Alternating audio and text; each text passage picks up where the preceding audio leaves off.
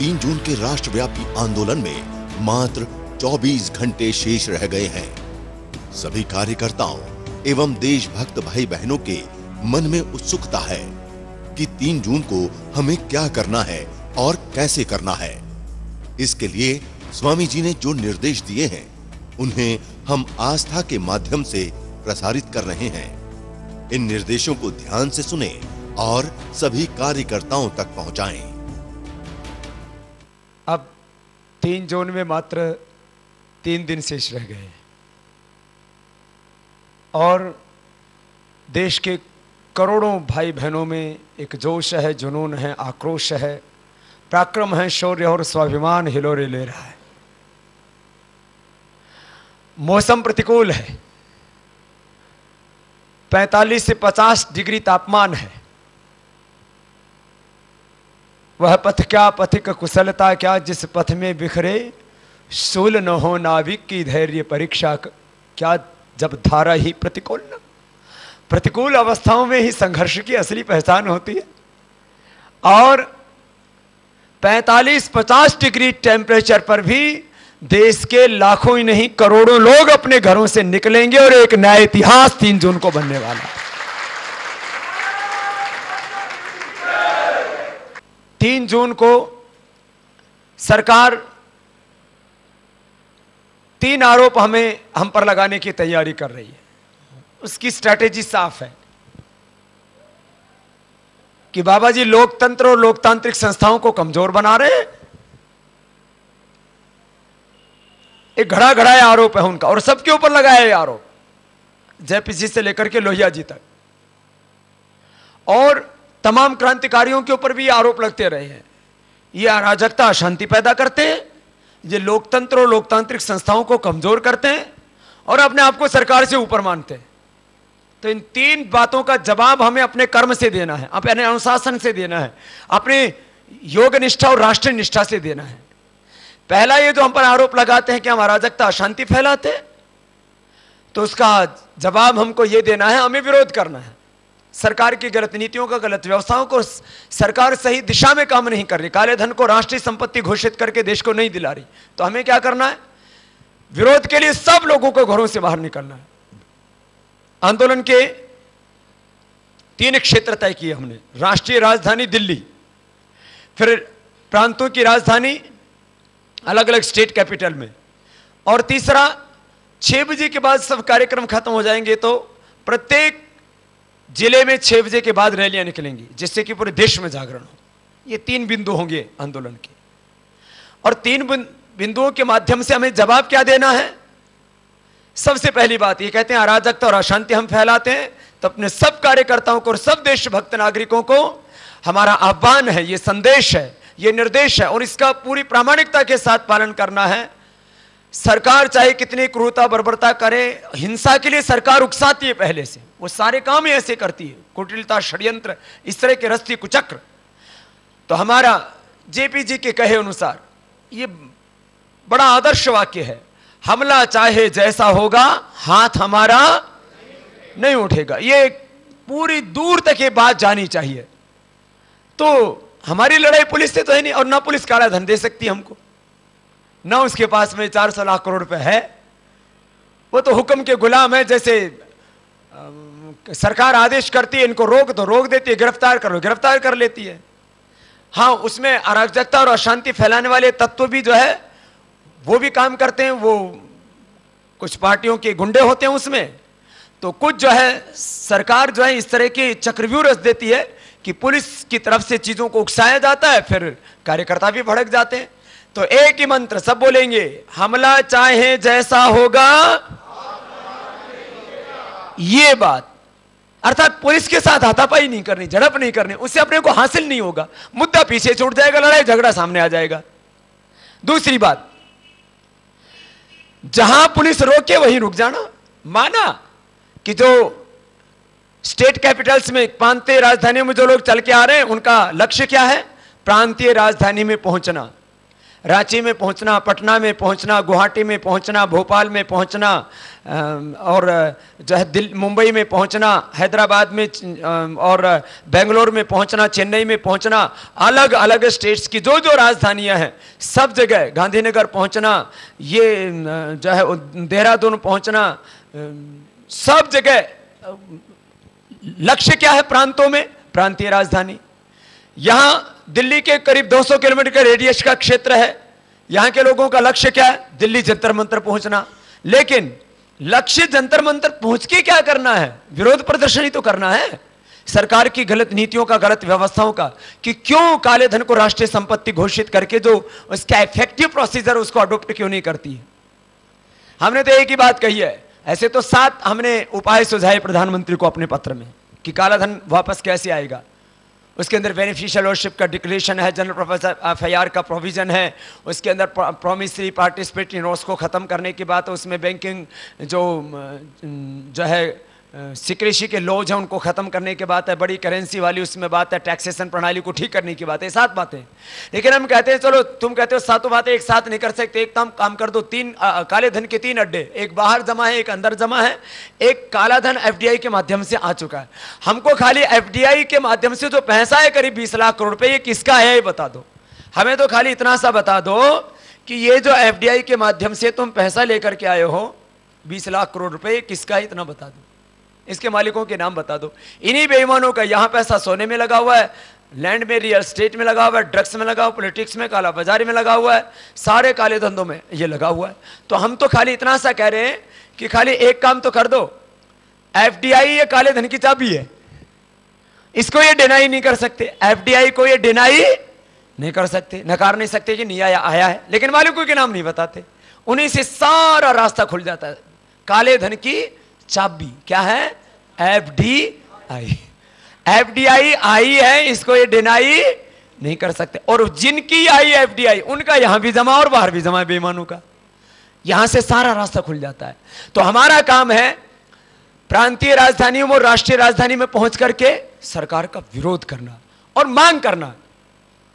लोकतंत्र में कहते हैं ना सरकार सबसे बड़ी होती है, लोकतंत्र में जनता सबसे बड़ी होती है। जितना राइट लोकतंत्र में प्रधानमंत्री को है, राष्ट्रपति को है, उतना ही अधिकार इस देश के संविधान ने देश के आम नागरिक को दिया है। यह बात लोगों को समझनी है। जनता को अपनी ताकत पहचाननी है। चाणक्य कहते हैं को हम काच में शक्ति इति चिंतित मुहुर्मुहु।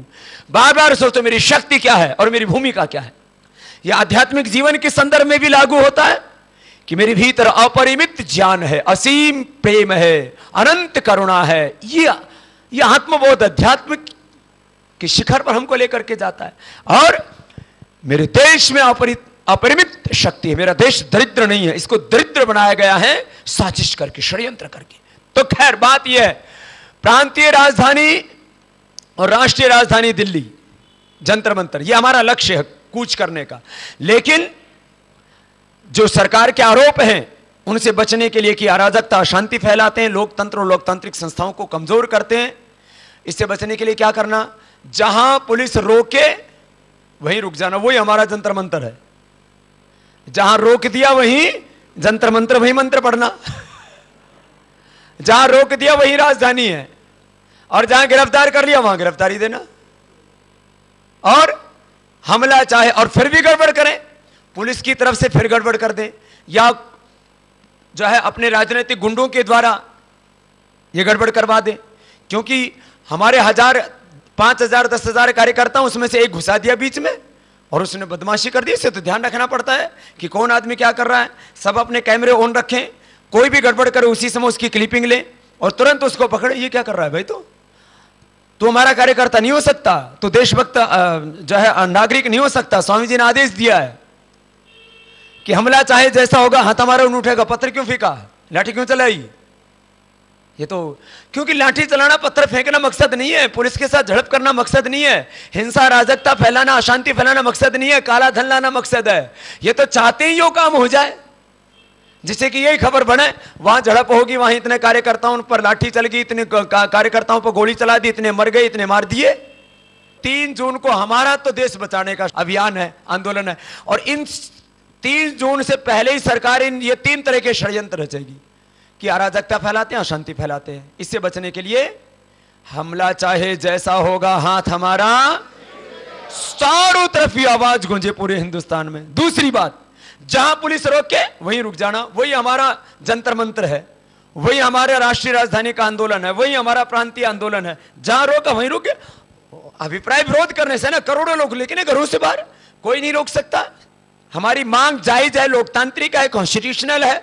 जो हम मांग कर रहे हैं वो हमारा मौलिक अधिकार है, संवैधानिक अधिकार है, कानून अधिकार है, वह हमारा आध्यात्मिक कर्तव्य है। वेद में लिखा, माओस्तेन शत भ्रष्ट बेईमान और चोर लोगों का हम पर राज नहीं होना चाहिए। और भगवान राम और कृष्ण ने भी यही कहा। तो जो हम कर रहे हैं वो हमारा आध्यात्मिक कर्तव्य है, वो हमारा धार्मिक कर्तव्य है, वो हमारा राष्ट्रीय कर्तव्य है, वो हमारा नैतिक कर्तव्य है, वो हमारा मौलिक अधिकार है, वो हमारा मानवीय कर्तव्य है।